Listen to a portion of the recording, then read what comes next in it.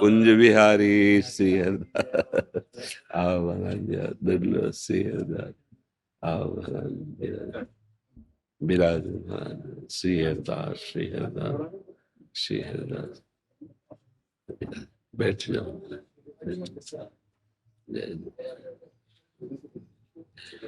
माला श्री जी के संतों को धारण करवाए। ये अमनिया है महाराज जी, तो श्री जी के पास पहुंचा दो। हाँ, पहले महारानी जी को। हाँ, ये आप ले लो इनको ये आप श्री जी को ले जाओ, श्रृंगार में प्रयोग कर लें। श्रृंगार को आप संतों को माला, वो भी देखो, उसको भी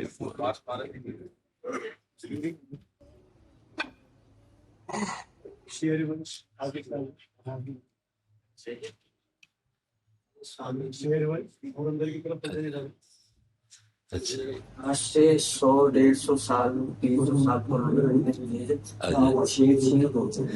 बहुत कृपा है। तो अहो भाग्य जो आज से जो पहले जो भूतरी संतों को लाते ना, जी जी, ये लोग अरे अहो भाग्य स्वामी जी,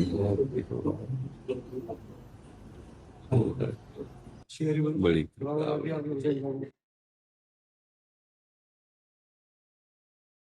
जय जय स्वामी मोनीदास सिंह महाराज थे जी जी जी। तो उस समय जो 500 संत जो करुणाधारी जो नित्य सिद्ध थे उनका चलना। ओह, आपने तो निहाल कर दिया, निहाल कर।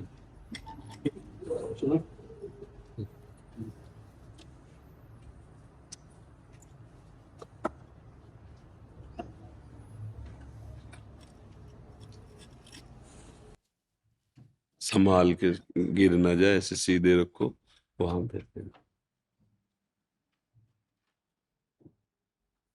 प्रवीण त्रिपाठी जी, श्री हरिवंश महाराज जी, आपके चरणों में कोटि कोटि नमन। महाराज जी, भूतकाल तथा भविष्य काल के विचारों के चिंतन से मतलब ओवर थिंकिंग मन में अशांति सी बनी रहती है। यूट्यूब के माध्यम से विगत कई महीनों से आपका सत्संग सुन रहा हूँ और श्री राधा नाम का जप कर रहा हूँ, जिससे मन शांत होता है, पर वह स्थायी नहीं रहता। कृपया मार्गदर्शन क्योंकि करें। अभी पूरे दुष्कृत नष्ट नहीं हुए है ना। और ये क्या राधा राधा लिखा गया तुम्हारे वस्त्र में? ठीक नहीं है। इसे अगर बाथरूम में धोगे तो अपराध बनेगा।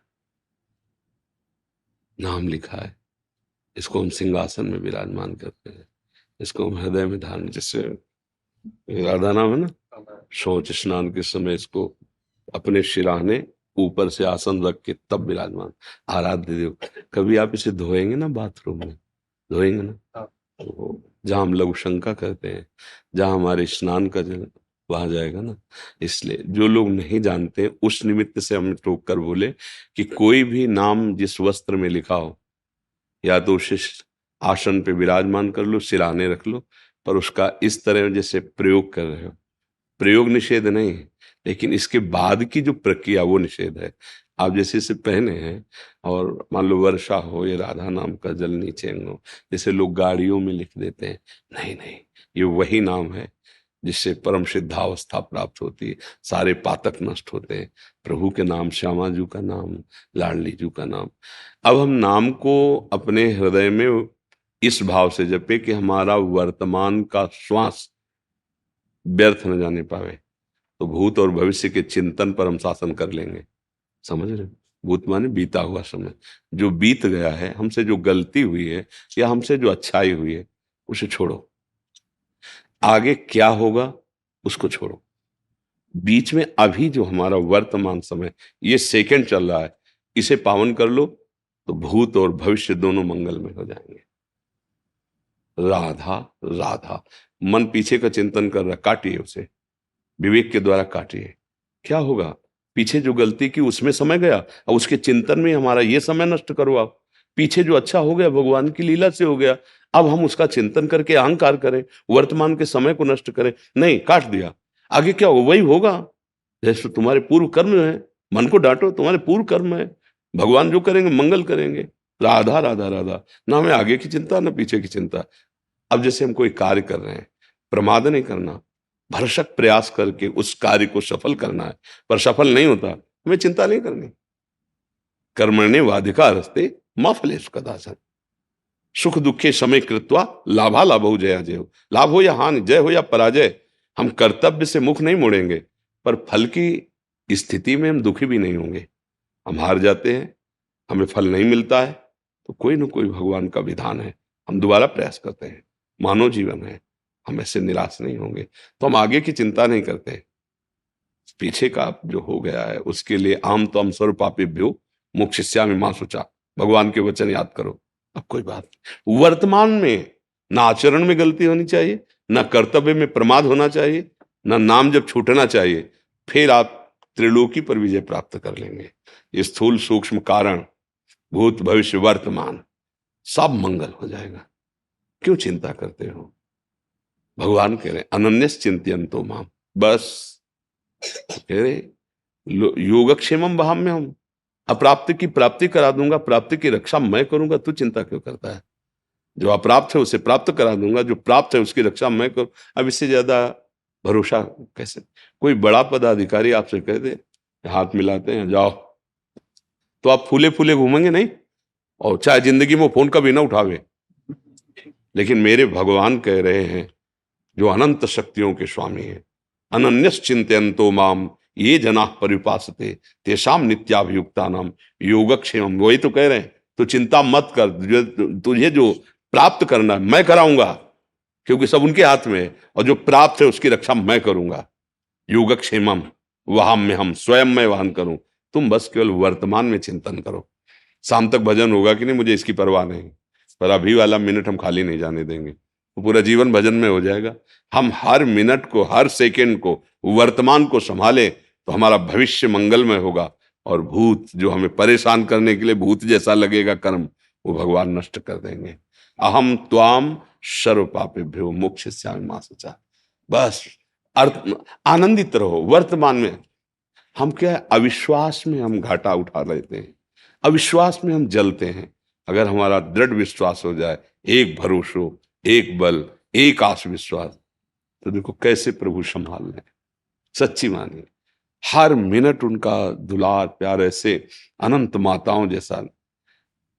इसलिए कहता हूं कि भविष्य की चिंता मत करो, भूत को तो भगवान के चरणों में समर्पित कर दो, और नाम वर्तमान में लो, अच्छे आचरण करो, सदैव सुखी रहोगे। यह हमारे बात नहीं है, भगवान के सब प्रिय हैं। सब मम प्रिय सब मम उपजाए, भगवान कह रहे हैं। पर हम लोग अहंकार, अविश्वास, ऐसे कुछ दोषों से युक्त हो गए जिससे हम अपने प्रीतम को पहचान नहीं पाते, उनके विधान में राजी नहीं हो पाते। समझ रहे हैं आप?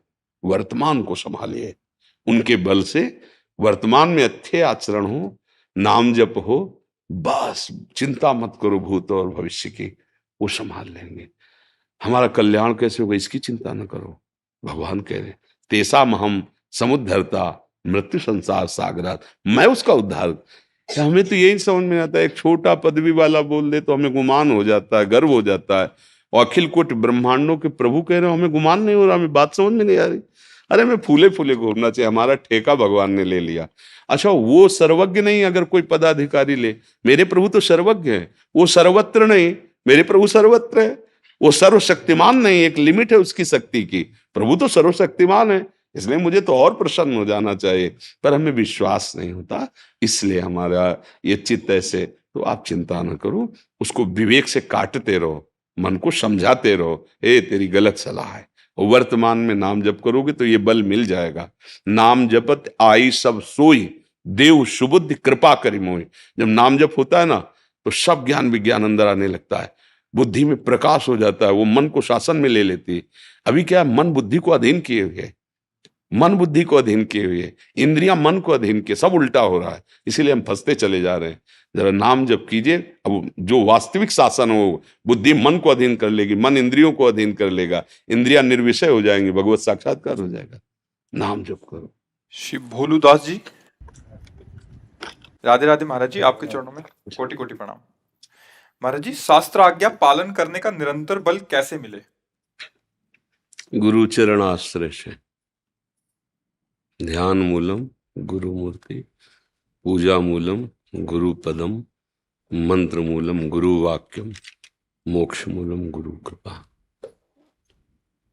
श्री गुरुदेव भगवान के चरणों का आश्रय समस्त ज्ञान विज्ञान से संपन्न कर देता है। बस आश्रय लेना कठिन है गुरुदेव का, अहंकार के कारण। जे गुरु चरण रेणु सिर धरहीं, ते जन सकल विभव वस करहीं। जे गुरु चरण रेणु अनुरागी, ते लोकहु वेदहु बड़ भागी। गुरु प्रसन्न साहब अनुकूला, मिटी सकल कल्पित भय शूला। कहावत में भी कहते गुरु मेहरबान तो चेला पहलवान। यही तो प्रश्न है ना कि हमें कैसे वो ताकत मिले कि हम शास्त्र प्रमाणित जीवन व्यतीत कर सके। गुरु कृपा कटाक्ष, गुरु कृपा। दूसरी कुछ हमारी बुद्धि को जो प्रकाश मिलता है परमार्थ का, वो अज्ञान तिमिरांधस्य ज्ञानांजन शलाकया चक्षुरुन्मीलितं तस्मै श्री गुरवे। हम अपने हृदय की बात कहते हैं। अगर गुरु कृपा ऐसे कर दी जाए तो जैसे प्राण निकल जाते हैं, शरीर मृत हो जाता है, ऐसे हम हैं। गुरु कृपा ही हमारा जीवन है, गुरु कृपा ही जो कुछ है, गुरु कृपा ही है। अगर हमें गुरु कृपा का भरोसा हो जाए तो फिर सब यंत्र जो अंतःकरण है ना, जो ये तन्मय हो रहा है प्रकृति में, ये भगवत स्वरूप हो जाए। बस गुरु प्रताप पर दृढ़। आजकल हम अपने लोग मनमानी आचरण के द्वारा गुरु को साधारण मनुष्य या बहुत भजनानंदी संत समझकर उनकी अवहेलना कर देते हैं। हम गा जरूर लेते हैं गुरु साक्षात पर ब्रह्म, लेकिन अनुभव नहीं कर पाते। अगर अनुभव हो जाए तो फिर प्राप्ति किसकी करनी है? सामने वस्तु तत्व बैठा है, वो अनुभव में आ जाए। जिसकी निष्ठा हो गई गुरु चरणों में तो शास्त्र सम्मत उसका जीवन हो जाता है। मन ऐसा मतवाला हाथी है कि गुरु शासन के बिना ये कब्जे में नहीं आता। जैसे वो होता है ना अंकुश, तो निरंकुश मन को गुरुदेव के कृपा कटाक्ष वचन उपदेश मंत्र, ये अंकुश हैं जिनके द्वारा ये वश में होता है। अन्यथा सूत्र याद कर लो शास्त्रों के, पर वो तुमको ले वहीं जाएगा जहां उसकी संकल्प वृत्ति गई है। आपके सहयोग से आपने जो स्वीकृति देकर संकल्प बना लिया, वो वहीं तुम्हें भ्रष्ट करेगा। अब बचा सकते हैं तो गुरुदेव बचा सकते हैं। वो अंदर भी हैं, बाहर भी हैं। उन्हीं का ये साम्राज्य है, अध्यात्म साम्राज्य गुरुदेव का है। हमारी तो समझ में इतना आया है कि गुरुदेव के वचनों पर चलना, गुरुदेव के चरण आश्रय का बल और जीवन गुरुदेव को समर्पित, तो आपका जीवन गुरुदेव का जीवन, गुरुदेव का जीवन आपका जीवन। जो गुरु वही शिष्य, जो शिष्य वही गुरुदेव। जो शिष्य वही, जो सच्चा शिष्य नहीं बना वो कभी गुरु पद में बैठने लायक नहीं होगा। जो सच्चा शिष्य है वही गुरु, और जो गुरु है वही शिष्य के हृदय में अवतरित हो जाता है। तो जो गुरु वही शिष्य, जो शिष्य वही गुरु। अभेद स्थिति तस्मित् तज्जने भेदा भावात्। प्रभु और प्रभु के जन में अभेद स्थिति हो जाती है। गुरु कृपा ही केवलम। गुरुदेव की कृपा क्या है? उन्होंने जो नाम दिया है, मंत्र दिया है, जो हमें उपासना की रहनी बताई, हमें अक्षरशः वैसा चलना चाहिए, पर हम चल नहीं पाते, तो गुरु अवमान हो जाता है, अवज्ञा हो जाती है, अवहेलना हो जाती है। तो हमारी बुद्धि क्या है कि विपरीत चलने लगती है। सृष्टि में कहीं भी अपराध करोगे, दोष तुम्हारे गुरु पे आएगा। किसी का भी अपमान करोगे तो जब आप गुरु का चिंतन करोगे तो गुरु पर दोष दृष्टि हो जाएगी, जलन, क्योंकि तुम्हारा तभी पतन हो पाएगा। जब प्रधान कनेक्शन तुम्हारा कटेगा ना, तभी माया तुम्हें रौंद पाएगी, ऐसे रौंद नहीं सकती।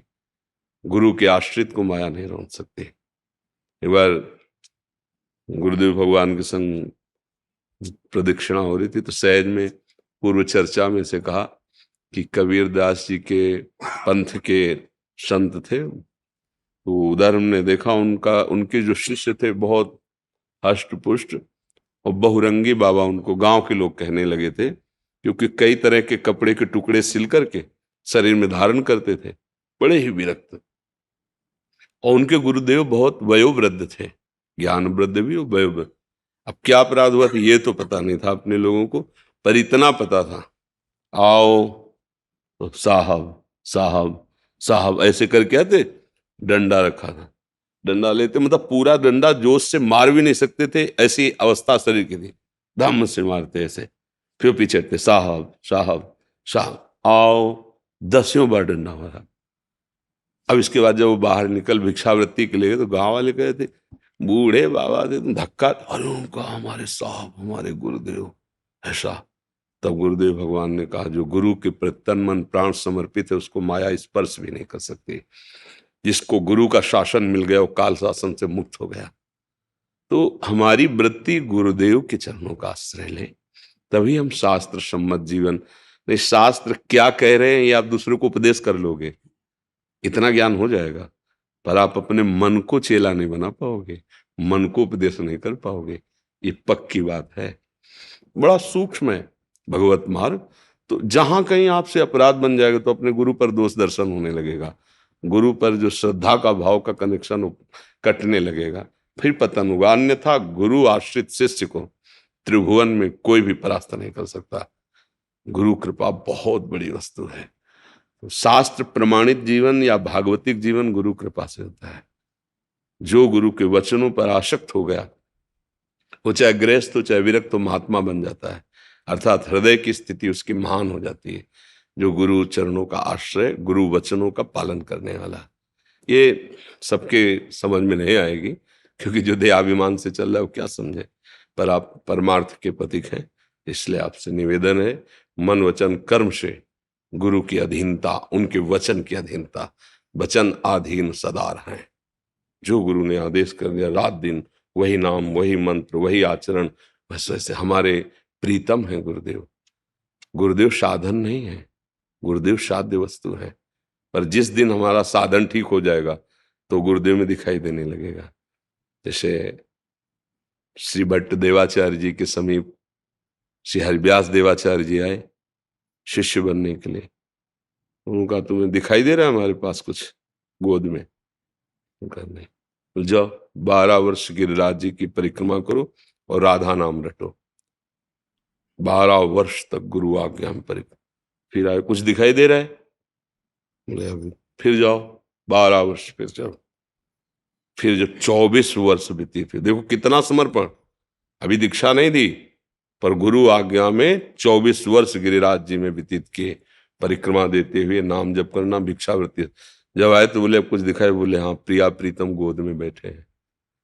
तो वही महावाणी को प्रकट करने वाले हरिव्यास देवाचार्य, ये गुरु भक्ति, ये गुरु समर्पण।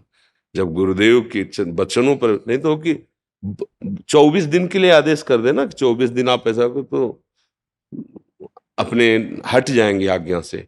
24 साल गुरु की आज्ञा, जबकि बनाया नहीं था, केवल कह रहे थे स्वीकार कर लो, उन्होंने आदेश किया, बस प्रकाशित हो गया। दिव्य निकुंज देश का जो सुख आगम निगम पुराणों से भी अगोचर है, न देव ब्रह्मादे न खलु हरिभक्त न सुहृदा, इनसे भी वो प्रकाशित हो गया। हरिव्यास देवा महावाणी, महावाणी अगूढ़ रस है, ऐसा जो गूढ़तम से भी प्रकाशित है, एकदम प्रकट रखा है। पर बहुत महावाणी कोई सबकी समझ में आने वाली थोड़ी बात है। महाप्रेम रस प्रिया प्रीतम, पर गुरु कृपा से जो लीला देख रहे हैं वही लिख रहे हैं। यह है गुरु कृपा।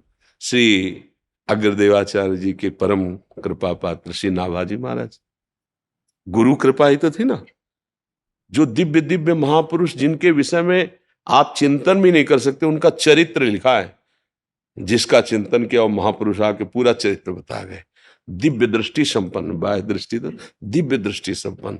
जब अपने गुरु जी की मानसिक सेवा में, तो उन्होंने पूछा तुम कौन? तो उनका आपका जूठन पाने वाला। यहाँ कैसे? मतलब मानसिक सेवा में तुम्हारा, हमारी मानसिक सेवा, शिष्य की मानसिक सेवा में गुरु का प्रवेश तो ठीक है, लेकिन गुरु की मानसिक सेवा में शिष्य का प्रवेश? तो उनका आपकी जूठन मतलब आपकी कृपा प्रसादी से। तो ये जितना भी अध्यात्म वैभव है ये गुरु कृपा से मिलता है। ऐसे गीता जी में भगवान ने कहा महापुरुषों के पास जाए, प्रणिपातेन च प्रश्नया, दैन्य भाव से, शरणागत भाव से, तब जाकर के बोध होता है। तो इसलिए हमें लौकिक दृष्टि न रखते हुए भागवतिक दृष्टि रखकर गुरुदेव के वचनों पर चले तो शास्त्र सम्मत ज्ञान स्वयं हमारे हृदय में, जो भी यंत्र हमारे भाग रहे हैं ना, सब ठीक हो जाएंगे। गुरु कृपा में बहुत बड़ा बल होता है, बहुत आप सोच नहीं सकते। मतलब कर तुम अकर तुम अन्यथा कर तुम गुरुदेव, बस बहुत बार ये मतलब अनुभव की बात कह रहे हैं। जहां हमारी बुद्धि काम नहीं कर रही, जहां हमारा बल काम नहीं कर रहा, जहां हम हार रहे हैं, वहां गुरुदेव ने वैसे उठा दिया, छू ही नहीं पाया। नीचे का जो ताप था, जो जलन, छू नहीं पाया। इसलिए गुरु जैसा कृपालु, गुरु जैसा महामहिम, तो भगवान ने भी आज्ञा की, मोते अधिक गुरु ही जिए जाने। अपने हृदय में गुरुदेव भगवान को मेरे से भी अधिक माने, क्योंकि उन्हीं की कृपा से मेरा अनुभव होता है। मैं उसी के हृदय में प्रकाशित होता हूं जिसके हृदय में गुरु कृपा होती है। आशीष जी, जी महाराज जी आपके चरणों में कोटि कोटि प्रणाम। महाराज जी, जिस प्रकार भक्त के अंदर व्याकुलता आती है भगवान के दर्शन की, क्या ठीक उसी प्रकार भगवान भी अरे वो व्याकुल हो जाते भगवान ही व्याकुलता रूप में आते हैं। भगवान में आती क्या है, भगवान ही व्याकुलता रूप में आते हैं। समझ रहे हो ना? भक्त के हृदय में जो भगवत मिलन की व्याकुलता होती है वो भगवान ही है। वही व्याकुलता जब प्रकाशित हो जाती है तो भगवान उसी में प्रकाशित हो जाते हैं। वो अपनी थोड़ी है, वो भगवान ही कृपा कर व्याकुलता रूप में आते हैं। जहां परम व्याकुलता बढ़ी, बस उसी समय साक्षात्कार हो जाता है। पर अब व्याकुलता पहले इस बात की हो कि हम भजन भूले ना, प्रभु का चिंतन। नारद जी ने लिखा है, तद विस्मरणेन परम व्याकुलते थे। अगर हम आधे पल के लिए भी नाम छूट रहा है, ऐसा लगा, हमें तड़पन हो जानी चाहिए। जैसे मछली को जल से अलग करो ना तो प्राण उसके, ऐसे तद विस्मरणेन परम व्याकुलते थे। तदर्पिता अखिलाचारिता तद स्मरणेन परम व्याकुल। सारे आचरण आपके भगवत समर्पित होना चाहिए।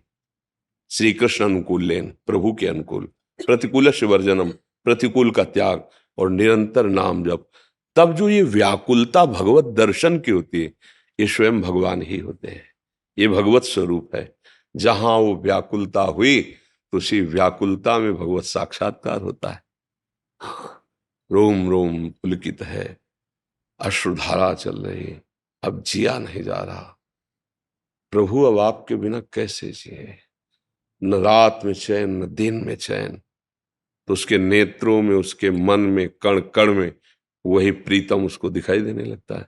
व्याकुलता ही भगवत दर्शन कराती है। तो ये व्याकुलता भगवत स्वरूप होती है। ऐसी व्याकुलता उत्पन्न होती है, सब लोक परलोक की चाह सब भस्म हो जाती है। ब्रह्मादिक के भोग सब विषम लागत ताहि, नारायण ब्रज चंद की लगन लगी है जाए। भगवत दर्शन की लालसा जागृत हुई तो ब्रह्मलोक के भोग भी उसे विष के समान लगने लगे। व्याकुलता का परिचय ब्रह्मलोक के भोग भी, यहां तो मृत्यु लोक के तुच्छ भोग हमें परास्त कर देते हैं।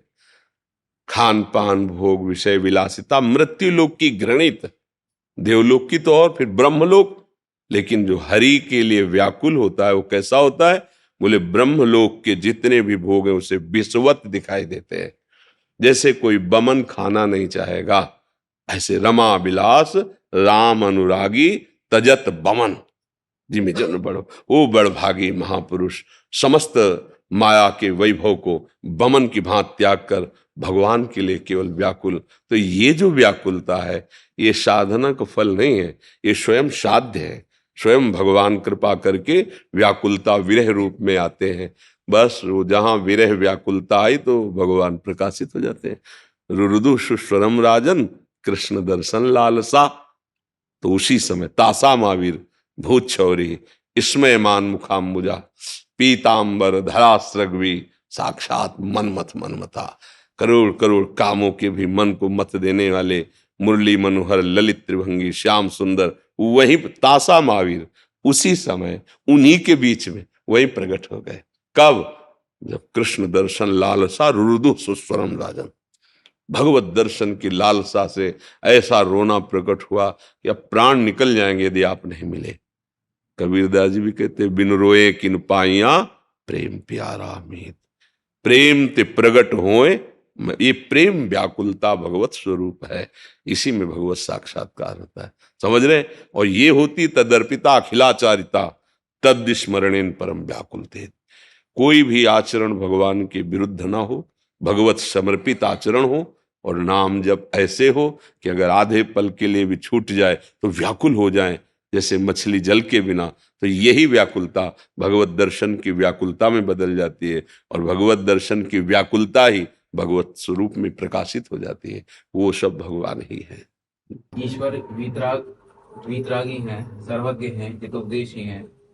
महाराज जी, अगर हम अपना मतलब भगवान करता धरता कैसे हो सकते हैं किसी जीव का, क्योंकि वो तो उसे वीतरागी हैं। नाम जब करो बुद्धि की नहीं जान पाओगे।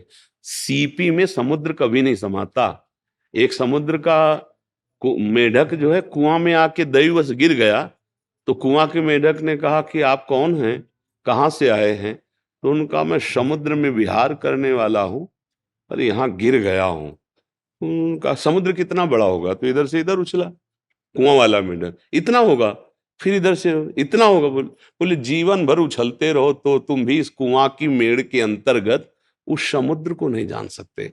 भगवान क्या है, भगवान कैसे हैं, भगवान कौन है, भगवान ऐसा क्यों करते हैं, सब प्रश्नों का समाधान डट के नाम जप करो। यदि हमारे पास आए हो, नाम जप करो, हर प्रश्न का उत्तर तुम्हारी श्रवणेंद्री में और तुम्हारे हृदय में पहुंच जाएगा।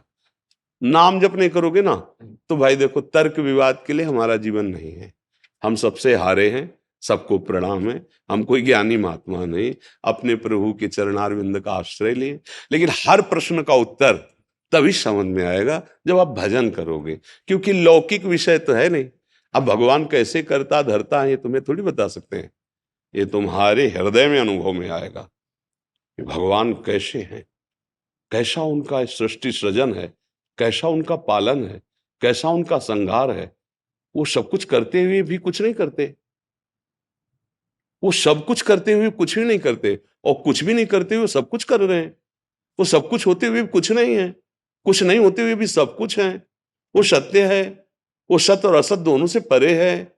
कैसे उसको अनिर्वचनीय तत्व जब भजन करोगे तो अनुभव गम में भजे जे, वो आपके अनुभव में आने लगे। और सही पूछो, आप और आप जब मिट जाएगा तभी आप जानोगे कि क्या है। जब तक आप और आप, तब तक उसे जान नहीं सकते। संसार से आसक्त हुआ पुरुष कभी भगवान को जान नहीं सकता, समझ रहे हो? और भगवान में आसक्त हुआ संसार से अनासक्त बकाया नहीं रह जाएगा, सारा ज्ञान आ जाएगा। अब आप देखो, क्या संसार में आसक्त हो या भगवान में? हृदय से देखो। हम तो मित्र की तरह बात करते हैं। अभी तो संसार। हाँ भैया, तो नाम जप करो, मेरी प्रार्थना मान लो। जब करने से मेरी क्रोध मान माया में कमी आ रही, कसायों में मंदता। हाँ, और भजन करो। रोज में महाराज जी सुनो, जैसे जैसे लाभ हो वैसे वैसे लोभ बढ़ता है, ऐसे ही भजन का लोभ बढ़े। और हमें कुछ नहीं प्राप्त करना, कुछ नहीं जानना, सब ज्ञान का ज्ञान है। यदि तुम्हारा अंदर का चिंतन संसार का छूट जाए तो जानत तुम्हें हो जाए, और तुम कोई नहीं हो। महाराज जी, आपके निमित्त से संसार दृष्टि कम होती जा रही है। भगवान कृपा करे, खूब नाम जप, नाम जप। अमरजोत सिंह रंधावा जी, साउथ अफ्रीका से। राधे राधे राधे राधे महाराज जी, आपके चरणों में कोटि कोटि प्रणाम। महाराज जी, मैं अभी साउथ अफ्रीका में परिवार के साथ रह रहा हूँ। महाराज जी, मेरा एक प्रश्न है। गुरुजी, आपने कहा जिस पर कृपा होती है वो राधा नाम जप सकता है। साउथ अफ्रीका में रहते हुए मैं वहाँ के लोगों को जब कर्म के बारे में बताता हूँ तो वो ना ही मुझे समझ पाते हैं और ना विश्वास करते हैं। वो लोग जिन धर्मों को मानते हैं उनमें भी बहुत प्रभु हमें प्रेमी जरूरत मिलते हैं। क्या है किसी को बताने की? हमें जरूरत क्या है? हमें प्रेम करना है, हमें भगवत प्राप्ति करनी है। जब हमको जो हमारा लक्ष्य है उसका अनुभव हो जाएगा तो वही लक्ष्य सब में दिखाई देगा। हमें हमको सुधरना है। जैसे हम आपके पास बैठे हैं, तो अपने भाव से बैठे हैं। मेरे प्रभु मेरे सामने इन रूपों में आकर प्रश्न करके हमें सौभाग्य देते हैं अपनी चर्चा करने का, अपने सिद्धांतों के वर्णन करने का। हम आपके उद्धार के लिए नहीं बैठे हैं, आपको प्रसन्न करने के लिए बैठे हैं। आप कौन हैं? हमारे आराध्य देव हैं सब में। आप अभी गाली दे लें, ना माने, हम हाथ जोड़ेंगे। जैसी लीला करो हो तो हमारे प्रीतम ही, आप जानो आपका कार्य जाने। अब हम ये सोचे कि हम जगत का परिवर्तन कर दें, नहीं होगा। हम तो उनके एक तुच्छ दास हैं। वो स्वयं अवतरित हुए हैं, अवतार हुए ना भगवान के। क्या सब परिवर्तन हो गया था क्या? नहीं। हाँ, जिसने माना उसका परिवर्तन हुआ। भगवान स्वयं उपदेश कर रहे हैं दुर्योधन को, बिल्कुल परिवर्तन नहीं हुआ, क्योंकि मानता ही नहीं था। समझ रहे ना? भगवान अपने विराट रूप का दर्शन कराया सभा में, जब वो बंदी बनाना चाहता था। तो भीष्म जी ये सब परमानंद को प्राप्त हो रहे हैं, और वो कह रहा है तुम्हारी माया है, तुम्हारा जाल जो हमारे ऊपर चलने वाला नहीं। विराट रूप भी उसको कोई फर्क नहीं पड़ रहा है। आप समझो, भगवान भी अवतरित हुए तो उन्हीं का सुधार हुआ जिन्होंने माना। जो नहीं माने वो नहीं सुधरे, चाहे घर में ही क्यों ना हो। भैया, हमें अपना हृदय भगवान को समर्पित करना है। अब आपके पास कोई आता है और आपसे प्रश्न करता है कि आप जिस आनंद में मगन हो मैं भी आनंद हूं, अब उठा मत रखो, उसको उपदेश कर दो जो जहां है। देखो, सच्चाई बात समझना, चाहे वो किसी धर्म का आश्रय लिए हो, वो मेरे ही भगवान को मान रहा है, मुझे इसमें संशय नहीं। जो नाम लो, जो रूप, अंग्रेजी से बोलो, उर्दू से बोलो, सब भाषाएं उसी की, सब रूप उसी के, सब नाम उसी के। अगर उसके सिद्धांत से चलोगे तो सुखी हो जाओगे, मंगल हो जाएगा। अगर उसके सिद्धांत को नहीं समझ पाओगे, कुछ नहीं मिलेगा, दुर्गति होगी। गाल में तुम चंदन लगा दो और हाथ में गड़ासा चला दो तो हमारी छाती ठंडी होगी क्या?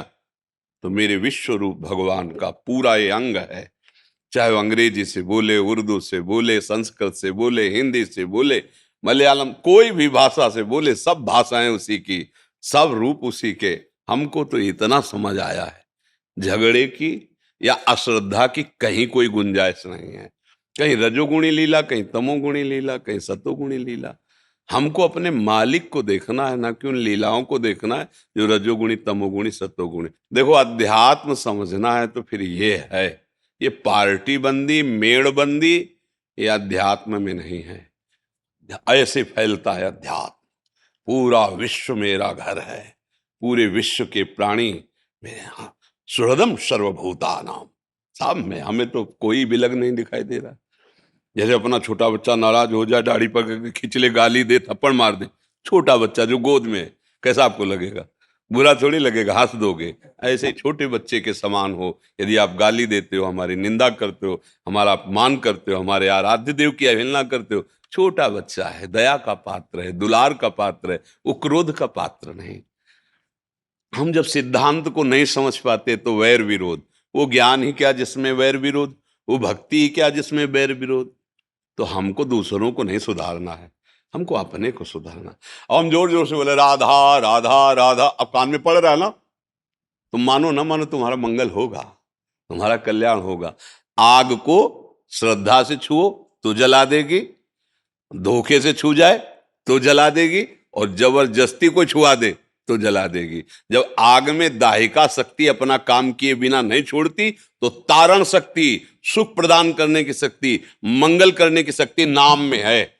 चाहे श्रद्धा से सुनो या अश्रद्धा से सुनो, चाहे जैसे नाम कान में पड़ा ना, मंगल हो जाएगा। जब ठाकुर हरिदास जी को वो म्लेच्छ जन कोड़े से मार रहे थे, जल्लाद, तो ठाकुर हरिदास जी कहते हरि बोल, हरि बोल। तो कहते हरि बोल बोलता है, हरि बोल बोल। तो देख के मुस्कुरा दिए, अब इसका भी कल्याण हो जाएगा, क्योंकि इसने हरि बोला। तो हमको अपने अनुराग मार्ग में चलना है। सब हमारे प्रभु के स्वरूप है। हम किसी को उपदेश करके महात्मा बनाने के पहले अपने मन को उपदेश करें, अपने मन को लगाएं। जो हम दूसरों से करवाना चाहते हैं ना, वो पहले हमारे जीवन में होना चाहिए। हम लोग दूसरों को उपदेश देने में बहुत प्रवीण हैं, पर अपने मन को उपदेश देने में बिल्कुल कच्चे हैं। देखो ना, अरे अभी आपसे पूछे कोई कि कल्याण कैसे होगा, आप बता दोगे, लेकिन अपने मन को उस मार्ग में चलाने में भी कच्चे हो। तो सच्चा ज्ञान वही है जो अपने मन को चेला बना ले, अपने मन को श्रोता बना ले, और सत्संग से सुनी हुई बात उसको सुनावे और उसको लाइन में चलावे। हम लोग दूसरों को चलाना चाहते हैं और अपने मन के गुलाम हैं, कुछ हाथ नहीं लगेगा। तो भैया सुधरो, स्वयं सुधरो। स्वयं जब पुष्प में पराग आ जाता है तो भौरे मड़राने लगते हैं, भौरों के लिए निमंत्रण कार्ड नहीं भेजा जाता। जब आप में राधा नाम का प्रभाव जागृत होगा ना, तो स्वयं लोग लुभायमान हो जाएंगे। कैसे तुम्हें ऐसी शांति स्थिति रहती है, कैसे तुम मुस्कुराते रहते हो, क्या रहस्य है? बोलो राधा राधा, तब उसकी समझ में आएगा। पहले अपने को इतना बलवान बनाओ, इतना आनंदमय बनाओ कि दूसरे के मन को मुग्ध कर लो। फिर जो उपदेश करोगे तो बसीकरण की तरह खींचा चला आएगा। अबे हमारा ही मन नहीं राधा नाम में पगा, तो हम दूसरों को उपदेश क्या करें? ऐसे भाव से परमार्थ में चला जाता है। कोई प्रश्न? जो तुम्हारे भगत कह रहे हैं कि मेरा गृहस्थ मन नहीं लगता है मेरा, मैंने कि राधा नाम जपो और आगे महाराज जी मार्गदर्शन करेंगे। मैंने कि मैं तो मन लगता कहाँ है? वैराग्य आ गया मन में, है? अब यही रहने का इच्छा है हाँ वृंदावन में। हाँ, बढ़िया है, बढ़िया, उसमें कोई परेशानी नहीं। पर जो आपके कर्तव्य कर्म है उनका निर्वाह हो गया। जो संतान है या जो परिवार के जन हैं, क्या उनका कर्तव्य आप मुक्त हो गए? नहीं, तो फिर नहीं। देखो, अधूरा काम मत छोड़ो, वो भी भगवान का ही कार्य है। और मन वैरागी हो जाए, इससे बढ़िया क्या बात है? तन को रखो परिवार में और मन को रखो जहां कृपा निधान प्रभु, उनके नाम रूप चिंतन में। इससे बढ़िया महात्मा और कौन हो सकता है? अगर तन से वैराग्य और मन विषयों का चिंतन कर रहा है तो ढोल में पोल है के लिए, दम्भ पाखंड है के लिए? और आप तो कह रहे हो मेरा मन वैरागी हो रहा है। बात बन गई यार। घर में रहते हुए बुजुर्गों की सेवा, बच्चों का पालन पोषण और मन वैरागी, मन भगवान में, यही तो महात्मा का लक्षण है। बड़े बड़े विरक्तों को भी जिन्होंने उपदेश किया, वो जनक जी महाराज, रानी है, परिवार है, राजा, बड़े बड़े विरक्त जहां सर झुकाते अम्बरीश जी महाराज, चक्रवर्ती सम्राट। बात को समझ लो, भागने की जरूरत नहीं है। जहां हो वहीं नाम जप करो, धाम का आश्रय अपने कर। अगर कर्तव्य पालन हो गया है और पति पत्नी राजी है कि चलो वृंदावन वास करे, धन है, भैया फ्लैट खरीद लो, आराम से रहो, भजन करो। और अगर कर्तव्य नहीं तो कर्तव्य छोड़कर भागने की जरूरत नहीं है। वो सेवा है। जैसे आपके शरीर का पालन पोषण करके माता पिता ने आपको मार्ग दिया, ऐसे आपका कर्तव्य है। बेटियों का ब्याह हो जाए, बच्चे सुव्यवस्थित, कर्तव्य पूरा हो गया, अब पत्नी को साथ लेकर के वृंदावन वास करो, भजन करो, है नहीं? अगर वो कहती है हम अपने बच्चों के साथ रह लेंगे तो कोई बात नहीं, हम एकांत सेवन करते हैं, क्योंकि अधिकार है, उससे अनुमति लेके ही जाया जा सकता है। ये मनमानी आचरण करने से ना इधर बनता है ना फिर उधर बनता है। नहीं जी जी कि हम जो दीनदयाल अनुसंधान केंद्र का निर्माण करा रहे हैं, जी इससे गाय के उत्पाद से पंचगव्य, हाँ कैंसर के रोगों का निदान, जी बहुत सारे प्रकल्प खड़े कर रहे हैं। आयुर्वेदिक चिकित्सालय, जी ऐसे बहुत बड़े प्रकल्प हैं। हाँ तो इन्हें निरंतर चलाए रखें, हाँ ऐसा आशीर्वाद आपसे। हाँ। इसमें गौएं रखी जाएंगी। हाँ, 250 गाय रखेंगे, हाँ उनका पेशाब, उनका गोबर कलेक्ट करेंगे हाँ और वो अनुसंधान केंद्र में चला जाएगा। हाँ उसका रिसर्च होगा, उसके द्वारा पंचगव्य और दवाइयाँ, फार्मेसी कैसे तैयार हो सकती है। हाँ, बहुत अच्छा आयुर्वेदिक है। चिकित्सालय बना रहे हैं, हाँ, हमारा जो विश्वविद्यालय भी बना रहे हैं। हमारा जो हृदय की बात की, हम आपके साथ हैं हृदय से। उसका लक्ष्य है कि आजकल जो है क्या हुआ, धन की, लाभ की ज्यादा बुद्धि बढ़ गई तो हमारी गौओं का आदर कम हो गया। अच्छा, ट्रैक्टर चलने से बछड़ों और बैलों का महत्व खत्म। अच्छा, उनको छोड़ दिया गया है, ऐसे छोड़ दिया गया है। अब वो बहुत तरह से उनको दुख मिलता है और वो एकत्रित होकर जिस फसल में जाते हैं तो वहां उनको या तो भगाया जाता है या वो फसल किसान के लिए। हम चाहते हैं कि सब ऐसे मिल मिल करके गौ सेवक बने।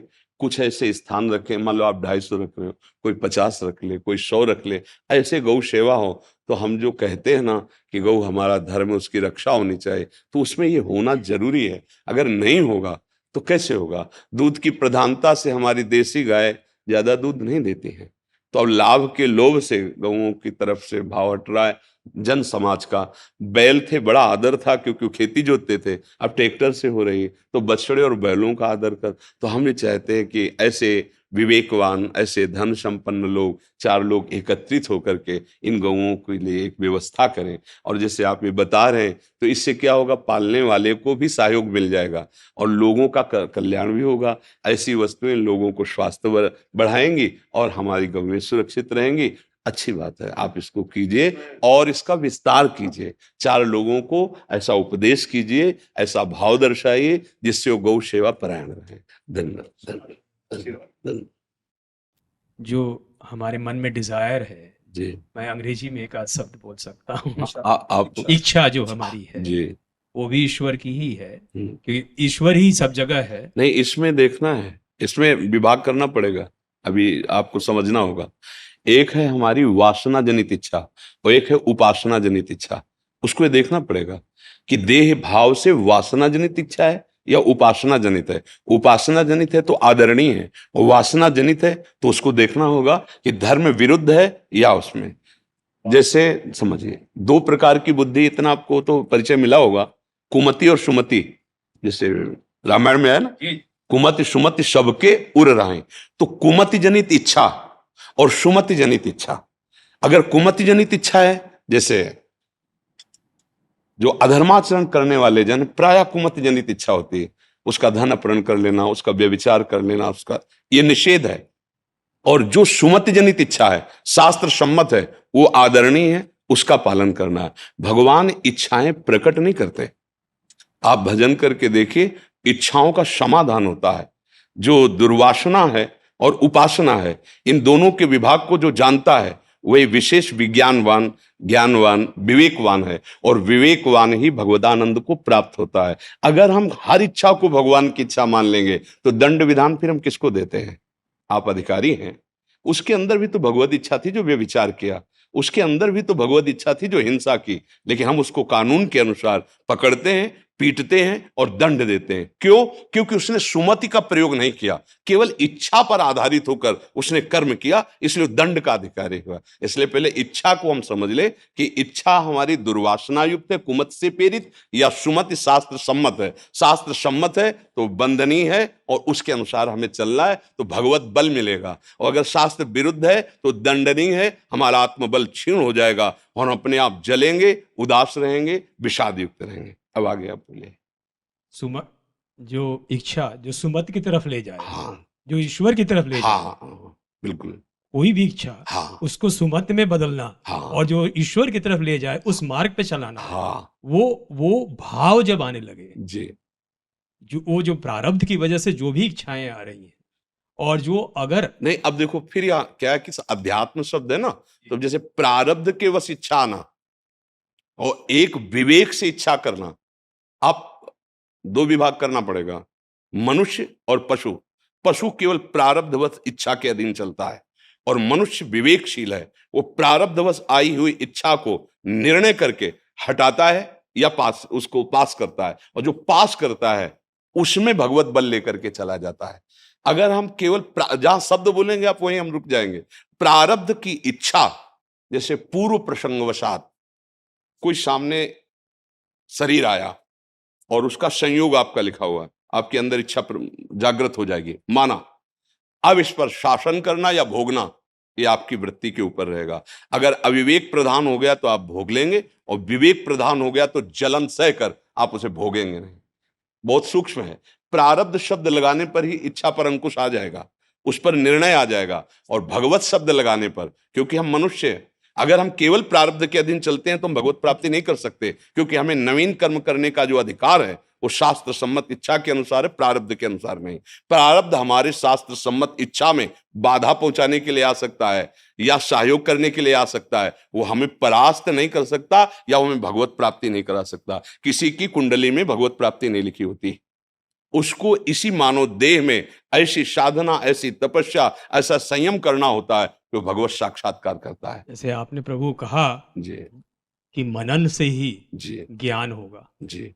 तो ज्ञान आने के लिए मनन करेंगे। इच्छा आ रहा है उस पे मनन करेंगे, हाँ बिल्कुल बिल्कुल, मनन करेंगे हाँ कि किधर जा सकता है। हाँ ज्ञान प्राप्त करना पड़ता है, हाँ और ईश्वर की तरफ भक्ति करनी पड़ती है। हाँ उसी ज्ञान की बात को लेकर जी ये इच्छाओं को जी किस रूप में बदला जाए, उस जी पे मनन किया जाए, जी। वो तो धीरे धीरे ही आता है।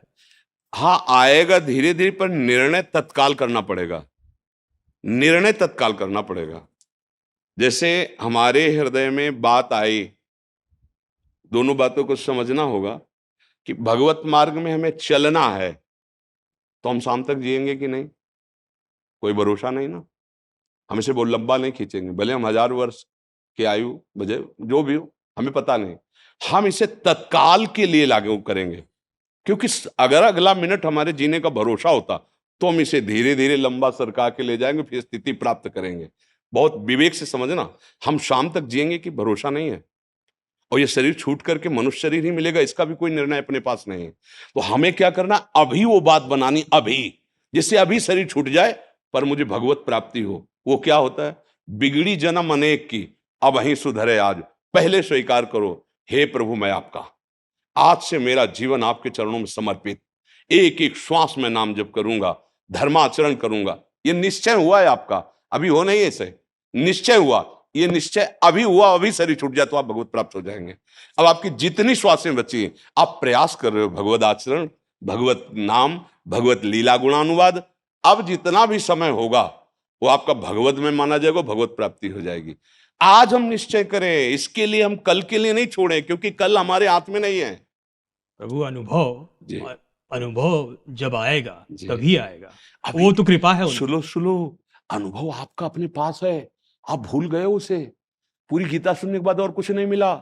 स्मृति नष्टो मोहा, स्मृति लब्धा तो प्रसादान में अच्युता, हे अच्युत, जो मोह था वो नष्ट हो गया। आप ना शरीर हो और आप ना कोई जीव हो, उसी परमात्मा तत्व का अंश हो। अपने को भूलकर, शरीरों के राग में फंसकर, व्यवहार को सत्य मानकर भूल गए। अब अगर इसको सत्य मानते रहोगे तो अनंत जन्म बीत जाएंगे।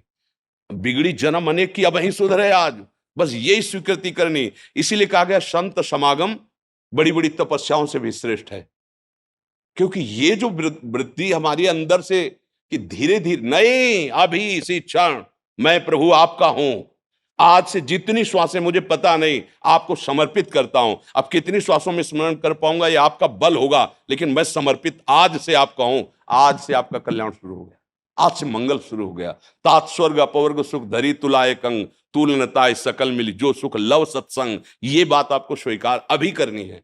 पता नहीं हमारी अगली श्वास है कि नहीं, प्यारे अच्छे से निर्णय करके देखो, अगली श्वास का भरोसा नहीं तो मुझे इसी क्षण वो उपाय कर लेना है कि अगली श्वास जाए तो मैं प्रभु को प्राप्त हो जाऊं, किसी साधन बल से नहीं, या गुण साधनते नहीं हुई, तुम्हारी कृपा पाओ कोई कोई। अभी समझ जाओ और समझ के फिर चलो। जैसे आपको हर समय स्मृति कि आप कौन हैं, आपका पद क्या है, आपका कर्तव्य क्या है, पढ़ना नहीं आपको, ऐसे ये स्मृति जागृत हो जाए कि आप वास्तविक कौन हैं। ये अवास्तविक है, वास्तविक नहीं है, न शरीर वास्तविक है न पद वास्तविक है। ये तो केवल सेवा मिली है और ये सेवा पात्र है शरीर, पर आप नहीं हैं, आप कुछ और हैं। और उसी को स्वीकार कर लीजिए तो स्वीकृति से सारी बात बन जाएगी। वही एहसास तो चाहिए। हाँ, प्रार्थना करते हैं, अभी स्वीकार करो हृदय में कि मैं प्रभु आपका हूं, जैसा भी हूं, और आज से मेरा जीवन आपके चरणों में समर्पित। तो जो भी जीवन है, समय नहीं है इसलिए सुग्रीव जी ने कोई साधना नहीं की थी प्यारे, केवल हनुमान जी ने शरणागति करवा दी। और उसी प्रश्न में जो बाली ने को संशय था कि मैं और सुग्रीव तो एक ही जैसा हूं ना, क्यों भगवान ने इसका पक्ष लेंगे। जब भगवान ने मारा तब यही प्रश्न किया, मैं बैरी सुग्रीव प्यारा, मैं जानता हूं मेरा भाई जैसे आचरण वैसे ही आचरण इसके। आपका कब भजन किया जो आपने इतना पक्ष ले लिया। बोले अभी इसने शरण ले लिया है। मेरे शरणागत का शत्रु मेरा शत्रु, मेरे शरणागत का मित्र मेरा मित्र। अभी इस बात को सूक्ष्मता से पकड़ लो, अभी स्वीकृति करो, नाथ आपको अभी स्वीकार किए हुए है। अब आगे जो होगा वो जाने, पर स्वीकृति मेरी अभी है कि मैं आपका हूं। बस यही इच्छा प्रबल कर लो, प्रभु मैं जैसा भी हूं आपका हूं, हर चेष्टा मेरी, हर श्वास आपके लिए है। बस अभी आप भगवत प्राप्त, अभी आपके अंदर जो दिव्य ज्ञान उदय होने लगेगा, इसी इच्छा से होगा। इच्छा से यह ज्ञान होता है, इच्छा से जन्म मृत्यु होता है, और इच्छा से ज्ञान होता है, और इच्छा से मोक्ष प्राप्त हो जाता है। अब ये इच्छा भागवती की इच्छा स्वीकार कर लो। शायद ठाकुर जी की ऐसी कृपा हुई कि यही संभाषण करने के लिए आपको रोका है, उन्हीं का भी विधान है। पर हमें ये बहुत अच्छा लगा कि आप एक ऐसे पद में होते हुए भी आप अध्यात्म के विषय में इतनी प्रवीणता से बात समझ रहे हैं, मतलब विशेष कृपा आपके ऊपर ठाकुर जी की है। नहीं तो कुछ ऐसे पद होते हैं ना जिनका मद चढ़ जाता है तो समझ में अध्यात्म नहीं आता। धन्यवाद धन्यवाद।